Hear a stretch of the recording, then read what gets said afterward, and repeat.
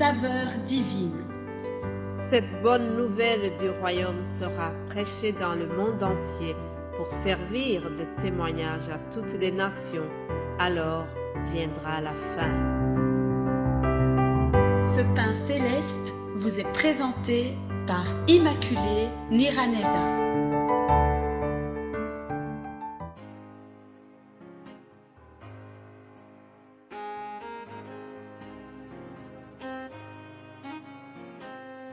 Shalom, shalom, mes bien-aimés de Dieu qui suivent l'émission Saveur divine, que la paix du ressuscité règne dans vos cœurs. C'est en son nom que je vous salue, que je vous accueille chaleureusement dans cette émission. J'espère que vous avez passé une très belle fête de lundi de Pâques. Il y a eu le dimanche pascal et puis le lundi de Pâques parce que la joie pascale doit se prolonger. Alors nous sommes déjà mardi, comme je vous ai promis. Cette semaine, nous allons parler vraiment autour de la résurrection de Jésus-Christ. Hier, je disais que la mort et la résurrection de Jésus-Christ, c'est le fondement de la foi chrétienne. Si aujourd'hui nous nous appelons des chrétiens, c'est parce que Jésus-Christ est ressuscité. Et nous sommes fiers de porter le nom du ressuscité. Alléluia. Lisons l'évangile selon Jean, chapitre 20, pour faire un rappel de ce qui s'est passé le jour de la résurrection. Lisons au nom de Jésus-Christ. Le titre c'est « Jésus apparaît à Marie de Magdala ». Cependant, Marie se tenait dehors près du sépulcre et pleurait.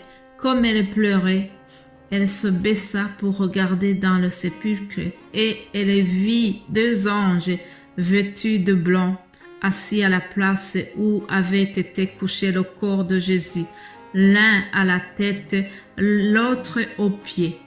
Ils lui dirent : « Femme, pourquoi pleures-tu » Elle leur répondit : « Parce qu'ils ont enlevé mon Seigneur et je ne sais où ils l'ont mis. » En disant cela, elle se retourna et elle vit Jésus debout. Mais elle ne savait pas que c'était Jésus. Jésus lui dit : « Femme, pourquoi pleures-tu ? Qui cherches-tu » Elle pensa que c'était le jardinier et lui dit : « Seigneur, si c'est toi qui l'as emporté, dis-moi où tu l'as mis et je le prendrai. » Jésus lui dit : « Marie. » Elle se retourna et lui dit en hébreu : « Rabouni », c'est-à-dire maître. Jésus lui dit : « Ne me touche pas car je ne suis pas encore monté vers mon Père. Mais va trouver mes frères et dis-leur que je monte vers mon Père et votre Père, vers mon Dieu et votre Dieu. » Marie de Magdala alla annoncer aux disciples qu'elle avait vu le Seigneur et qui lui avait dit ces choses. Alléluia! Quelle belle surprise! Je pense que Marie de Magdala a eu la plus belle surprise de sa vie. Elle est allée au tombeau pensant qu'elle va embaumer le corps de l'être cher qu'elle avait perdu. Mais elle a eu une agréable surprise de voir que Jésus qu'il cherchait parmi les morts n'était plus dans les morts, il était ressuscité. Le titre de ce message, je l'ai intitulé « Pourquoi pleures-tu » C'est la question que Jésus a posée à Marie. Donc, nous voyons que Marie est triste, Marie pleure, elle avait perdu le maître, elle avait perdu cet homme qui avait vraiment changé sa vie. Elle était triste. Comme toi qui m'écoutes aujourd'hui, peut-être tu as du chagrin aussi. Peut-être qu'il y a des choses qui te font pleurer aujourd'hui. Je ne sais pas ce qui te fait pleurer. Frida, pourquoi pleures-tu? Eric, pourquoi pleures-tu? Désiré, pourquoi pleures-tu? José, pourquoi pleures-tu? Si tu pleures, c'est normal. Mais Jésus aujourd'hui te dit, ne pleure plus. Jésus vient essuyer ton chagrin. Jésus vient essuyer tes larmes. Vous savez, parfois, il y a des gens qui vont te dire que il ne faut pas pleurer, il faut camoufler le chagrin, il faut camoufler des larmes. Mais si tu as envie de pleurer, n'aie pas honte de pleurer, cher ami. Oui, des fois ça fait du bien de se laisser couler ses larmes. Ça apaise. Vous savez, même David, l'homme selon le cœur de Dieu, même lui a pleuré.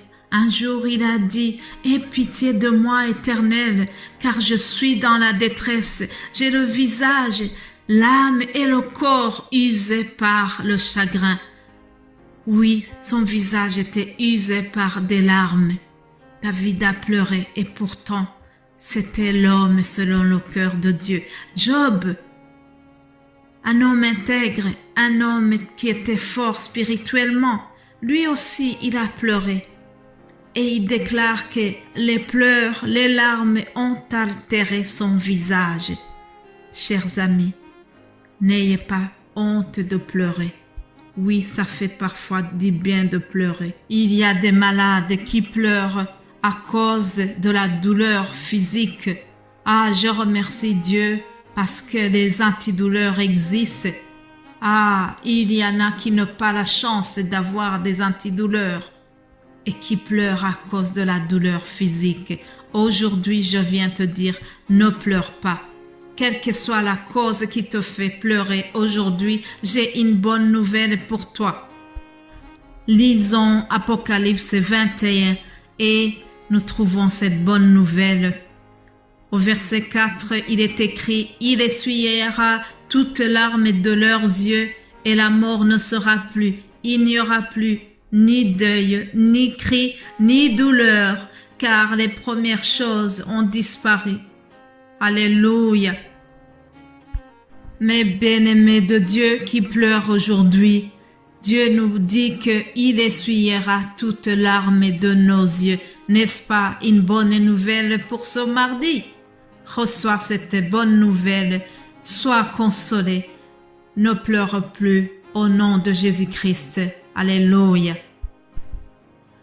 Alors le texte que nous avons lu aussi dans Jean 20 se termine par cette recommandation du Seigneur. Jésus recommande à Marie d'aller annoncer aux disciples qu'elle avait vu le Seigneur. Alléluia. Voilà, cette recommandation nous est donnée aussi. Lorsque on connaît la nouvelle du ressuscité, lorsqu'on a connu Jésus-Christ, nous ne devons pas garder cette nouvelle, nous ne devons pas garder cette information pour nous-mêmes, mais Dieu nous demande d'aller annoncer la bonne nouvelle aux autres. C'est pour cela que je le fais à l'instant où je vous parle. Je ne suis pas nécessairement dans les meilleures conditions pour le faire, mais je le fais parce que Jésus-Christ nous l'a recommandé. Va annoncer aux disciples que tu as vu le Seigneur. Va annoncer aux autres que je suis ressuscité, je suis vivant. Le tombeau est vide. La mort n'a plus de pouvoir sur moi. Alléluia. Et parce qu'il vit, nous aussi nous vivrons, chers amis.